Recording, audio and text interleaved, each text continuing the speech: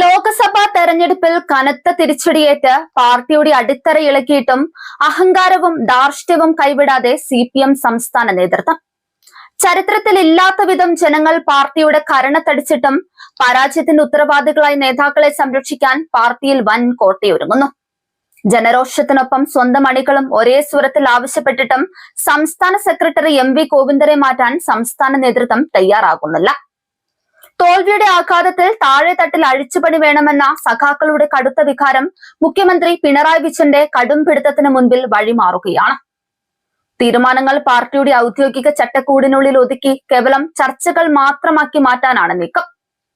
പാർട്ടിക്ക് സംഭവിച്ച വീഴ്ചകൾ ഗൗരവമായി ചർച്ച ചെയ്ത് തിരുത്തുമെന്ന് ഡൽഹിയിൽ കേന്ദ്ര കമ്മിറ്റി തീരുമാനങ്ങൾ വിശദീകരിച്ചുകൊണ്ട് പോളിറ്റ് ബ്യൂറോ അംഗം MA ബേബി മാധ്യമങ്ങളോട് പറഞ്ഞെങ്കിലും അതൊക്കെ വെറും പ്രഹസനമാണെന്ന് വ്യക്തമാക്കുന്നതാണ് കേരളത്തിലെ പാർട്ടിയിലെ നീക്കങ്ങൾ. MV ഗോവിന്ദന്റെ സംഘടനാപരമായ നയവൈകല്യങ്ങളും വാർത്താ സമ്മേളനങ്ങളിലെയും പൊതുവേദികളിലെയും വിവാദ വിഡിത പ്രസ്താവനകളും പാർട്ടിയുടെ പ്രതിച്ഛായ പൂർണ്ണമായും തകർത്തുവെന്നാണ് സാധാരണക്കാരായ സഖാക്കൾ പരസ്യമായി കുറ്റപ്പെടുത്തിയത്. ഗോവിന്ദനെ മാറ്റണമെന്ന വികാരം സംസ്ഥാന സമിതിയിലെ ചില മുതിർന്ന നേതാക്കൾക്ക് പോലുമുണ്ട്. എന്നാൽ ഈ വിഷയത്തിൽ നിർണായക തീരുമാനമെടുക്കേണ്ട വിശാല സംസ്ഥാന സമിതിയിൽ പിണറായി വിജയനുള്ള അടങ്ങാത്ത സ്വാധീനമാണ് ഗോവിന്ദന് രക്ഷയാകുന്നത്. നിലവിലെ സംസ്ഥാന സമിതിയിൽ ഭൂരിപക്ഷം അംഗങ്ങളും പിണറായിയുടെ കടുത്ത അനുയായികളാണ്. പിണറായി വിജയൻ തടസ്സം നിൽക്കുന്നിടത്തോളം ഗോവിന്ദനെ സ്ഥാനത്ത് നിന്നും നീക്കുക അസാധ്യമാണ്.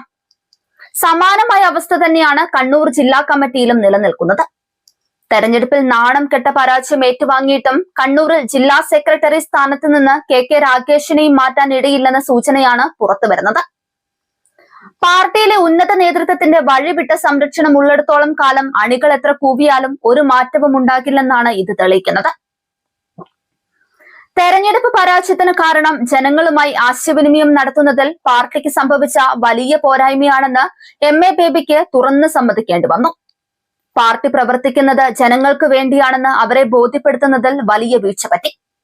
ഇതിൽ ജനറൽ സെക്രട്ടറി മുതൽ ബ്രാഞ്ച് മെമ്പർ വരെ സ്വയം വിമർശനം നടത്തേണ്ടതുണ്ടെന്നും സ്ഥാനാർത്ഥി നിർണയത്തിലും കടുത്ത ജാഗ്രത കുറവുണ്ടായതായും അദ്ദേഹം പറഞ്ഞു.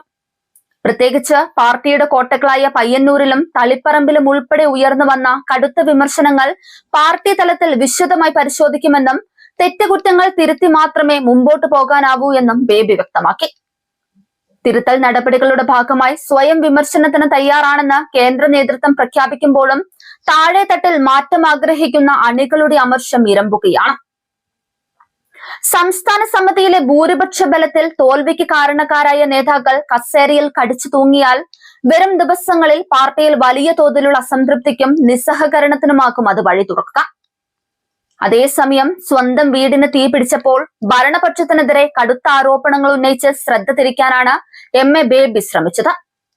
മുഖ്യമന്ത്രി VD സതീശൻ മംഗളൂരുവിൽ വെച്ച് അദാനി പ്രതിനിധികളുമായി ദുരൂഹമായ കൂടിക്കാഴ്ച നടത്തിയെന്നും ഇതിന്റെ യാഥാർത്ഥ്യം ജനങ്ങളോട് വിശദീകരിക്കാൻ സതീശൻ തയ്യാറാകണമെന്നും ബേബി ആവശ്യപ്പെട്ടു. ഭരണപക്ഷത്തിന്റെ ജനദ്രോഹ നയങ്ങളെ പ്രതിരോധിക്കാൻ പിണറായി വിജയന്റെ നേതൃത്വത്തിലുള്ള പ്രതിപക്ഷം ശക്തമായി മുന്നോട്ടു പോകണമെന്ന് ഓർമ്മിപ്പിച്ച ബേബി കേന്ദ്ര സർക്കാരിന്റെ പൗരത്വ നയങ്ങൾക്കെതിരെയും കടുത്ത വിമർശനം ഉയർത്തി. എന്നാൽ ആഭ്യന്തര തർക്കങ്ങളും അണികളുടെ അമർഷവും കനലായി പുകയുന്ന CPM-ന് വരും ദിവസങ്ങളിൽ കൂടാനിരിക്കുന്ന വിശാല സംസ്ഥാന സമിതി യോഗം വലിയ അഗ്നിപരീക്ഷയായിരിക്കും.